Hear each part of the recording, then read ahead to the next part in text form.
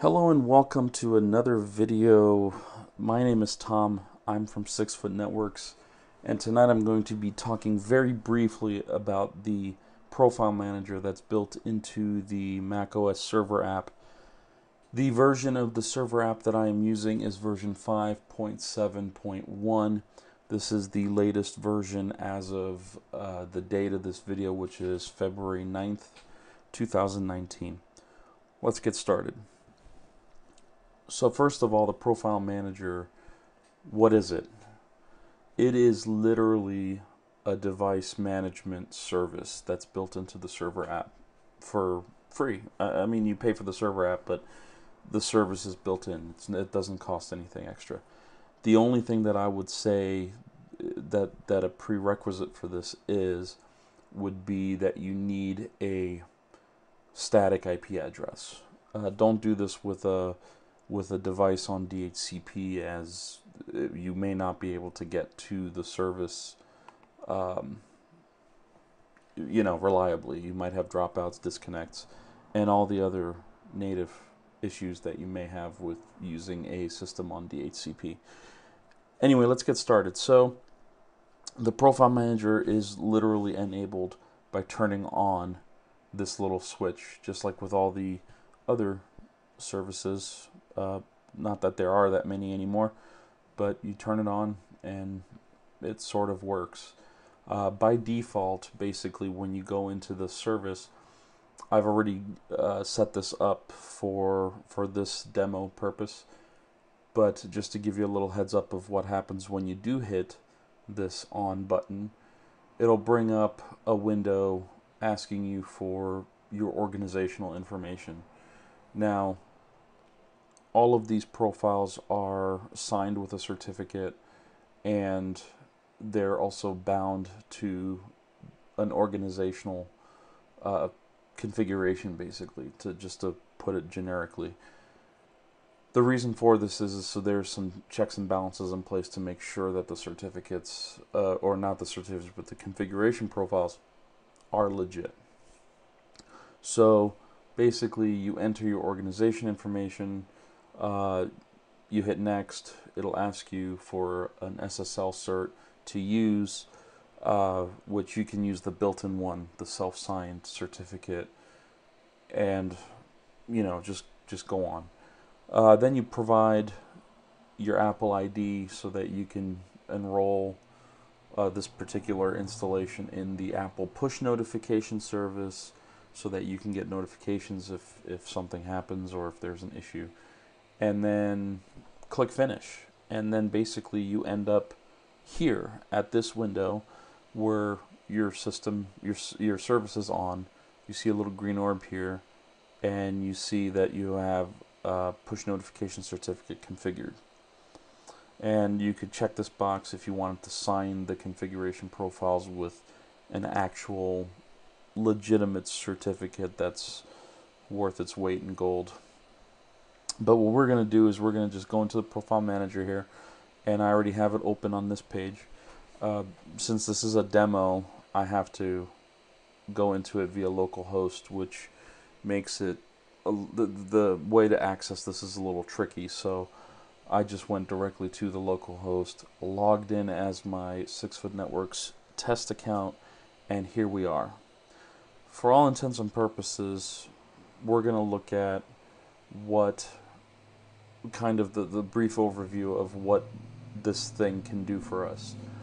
Now, these groups are what are specified in the directory, so we currently really don't have much of anything except for this default engineering staff directory that I created for... I'm not even sure if I created this. I don't recall creating it, but as you can see, it's got no members, and it might be just a demo group that this profile manager configures for you. But let's just go into everyone and see what we have here.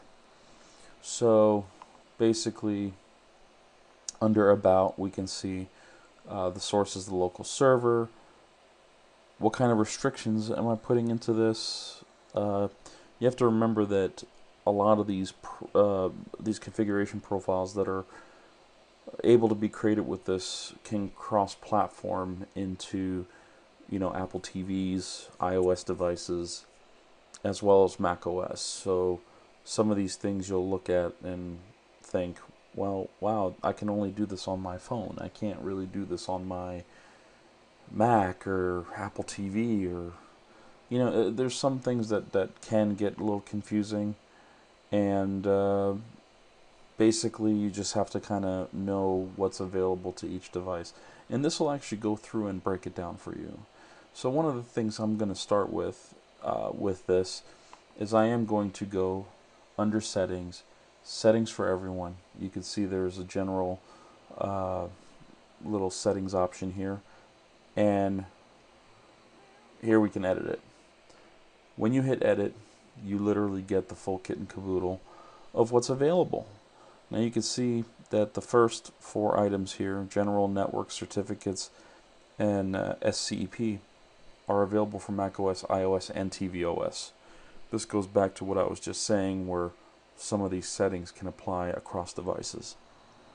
And then further down, you see macOS and iOS, and basically all of the functionality that's under there. And then you also have some that are specifically to iOS and tvOS. So we're just going to go through real quick, nothing crazy, and we're not actually going to deploy any profiles or anything. So we're just going to go through and just look at some of these. So under general, self-explanatory.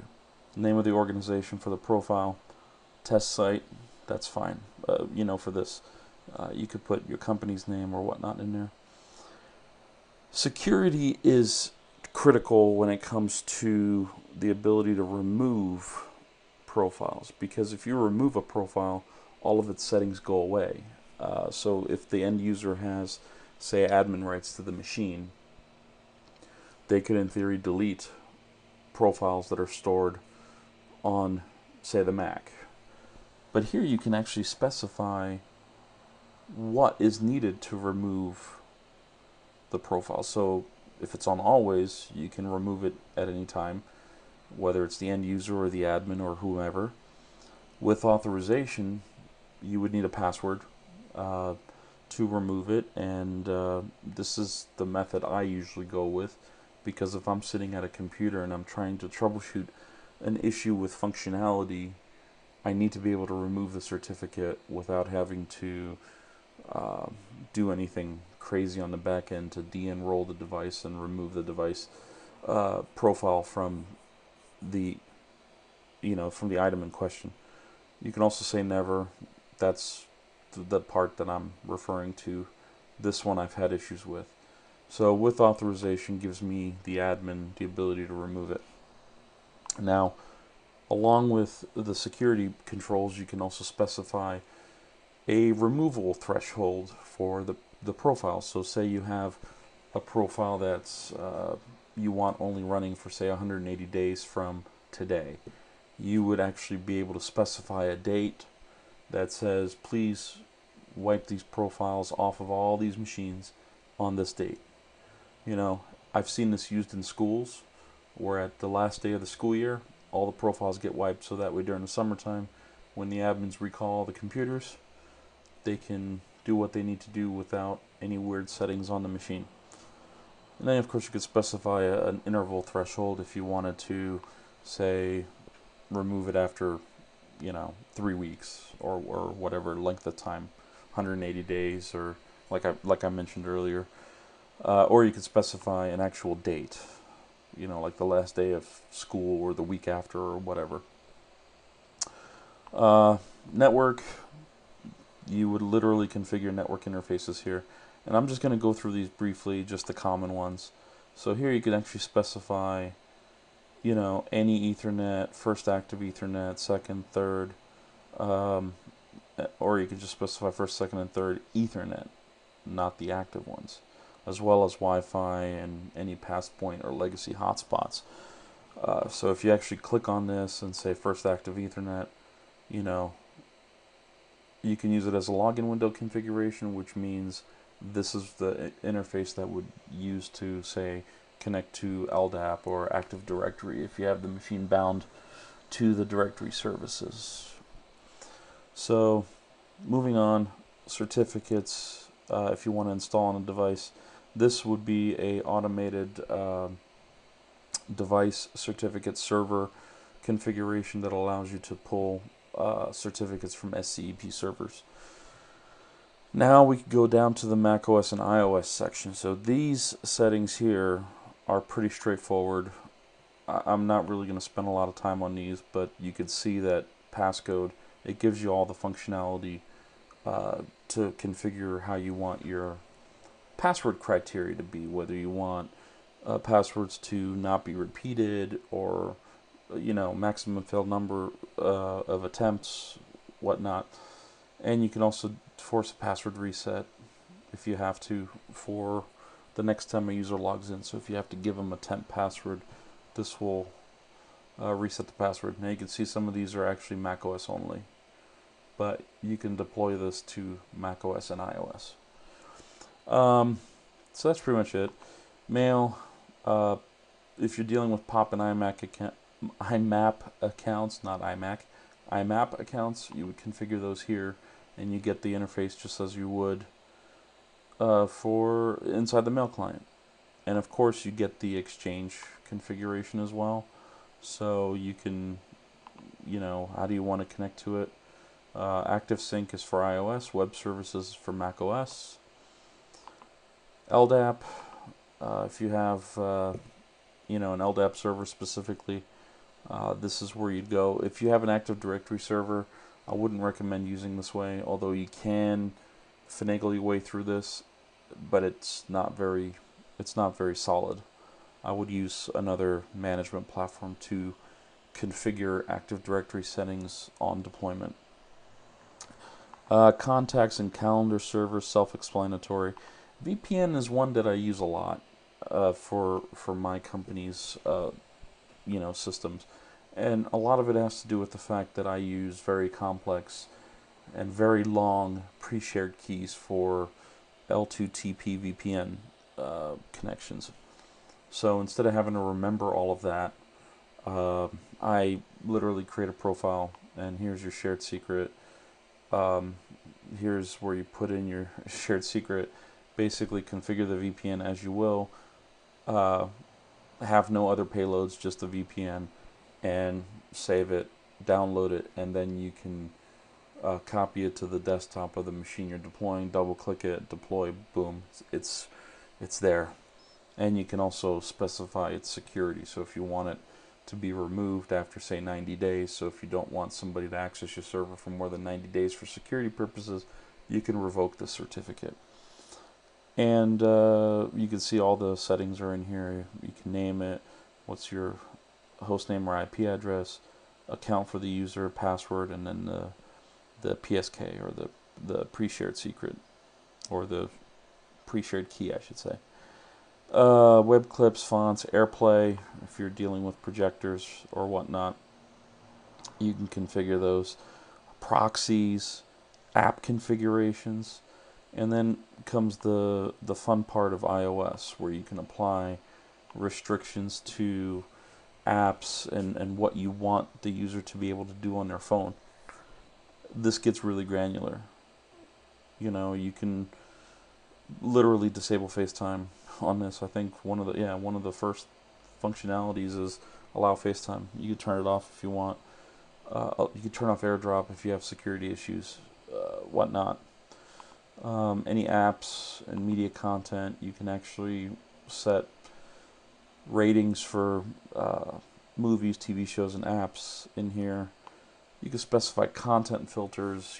This would be great if you have kids that are just getting into that age where they want a phone. You get them an iPhone. You can you can manage their phone from afar without violating their trust, so to say, directly. In some ways, you can convince your child that, hey, if you get a little bit older and you get a little bit wiser, with age comes a little bit of leniency and more trust. You can actually configure restrictions and filters based on that. What domains you want them to be able to go to. If you have managed domains or password domains, you can set that here. SSO, if you're dealing with single sign-on, you can configure that here. AirPrint, self-explanatory. If you have a AirPrint capable printer, you can configure it right here.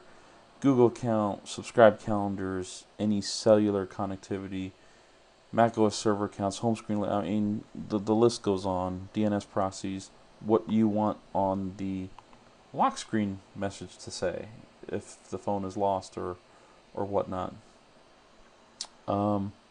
These are actually iOS and macOS. You can see login window and lock screen, so you can use these on a lost Mac as well. TV remote, if you want to configure the device to be able to control an Apple TV. Then you can configure your Mac's identification, the restrictions for the Mac, which are pretty detailed. Actually, everything. You can restrict items in preferences, apps, widgets, media, sharing, functionality. I mean, you can basically make this as restricted as you want or as loose as you want, depending on what the policy is you're trying to enforce.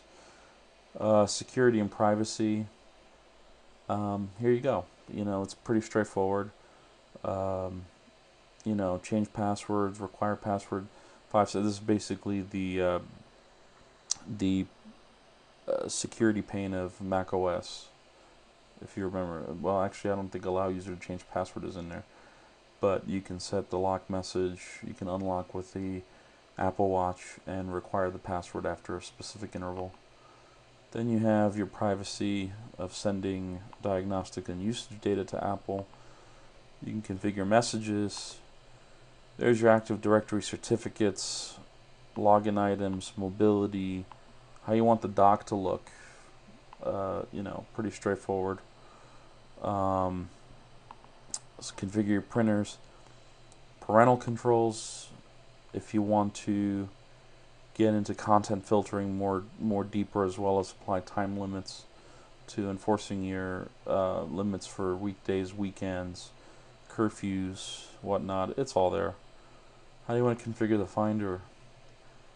I never understood the difference between regular Finder and simple Finder, but maybe that's just a weird nomenclature. Maybe I know it by a different means, but you can show certain things on a desktop as well as provide commands that are available to the user. You might want to look into restart, shutdown, and log out. I usually disable those for the Finder. And actually the reason for that is if I have to manage the computers in the middle of the night, I'd hate to have to walk across the campus to find a computer that was shut down or restarted and it bombed on restart or something. Log out I keep. Restart and shutdown I usually question.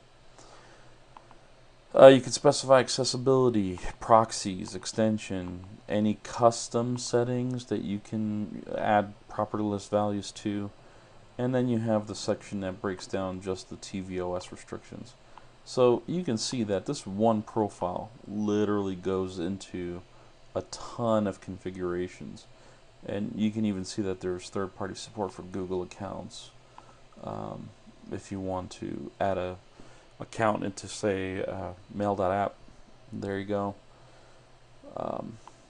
So it's all here, and this video is not intended to be an in-depth tutorial. This is just a hey, get it going and poke around and see what you can do. If you screw something up, delete the profile, create a new one. It's that simple. If you go back to the main page, I'll just hit cancel on this. You can literally specify what apps to install, what books, and not sure about the activity, but you get the idea. There's so many things that you can literally deploy with just one file. You know, you can email this to a user, and if they have admin rights to the machine, they can double click it and literally install it, and the machine just does what it's told to do in that profile. If you are a school or a business that's signed up with Apple, you need a business ID and a school ID to use a lot of the functionalities that are built in here for school. And if I go back to the actual profile manager under server, you can see you have school manager, business manager, and volume purchase for apps and books. Now if I click configure on this, it actually tells you right here you must have a school account to proceed. And this one, you must have a business account to proceed. So you kind of get the idea. And here you can do device enrollment. You need an account for that. But you can probably use your standard Apple ID for this one. And then if you want to configure your devices or deploy your devices and then create profiles, here you have it. Very quick, very dirty. If you have any questions, let me know. Like I said, this video was not really meant for a deep dive of the profile manager. It was just something to, you know, give you the basics, give you a rundown of it. So I hope the last 20 minutes have been a little bit informative. Like I said, if you have any questions, please reach out. Subscribe to our channel, help us out if you can. Give us a like, and refer us to your friends if they're Mac users or if they're admins. And if there's a video that we can conjure up for you down the line, please let us know. We're very open to our user base. This video was actually requested by one of our users, and I hope that it fulfills their request. And if it shouldn't, then I'd be more than happy to look into a specific part of the profile manager, you know, as requested. So all of these videos we do are for you guys, so help us out and let us know how we can help you. So help us help you, in other words. Have a great evening, have a great rest of the weekend, and I will see you guys next time. Thank you so much, and talk to you soon.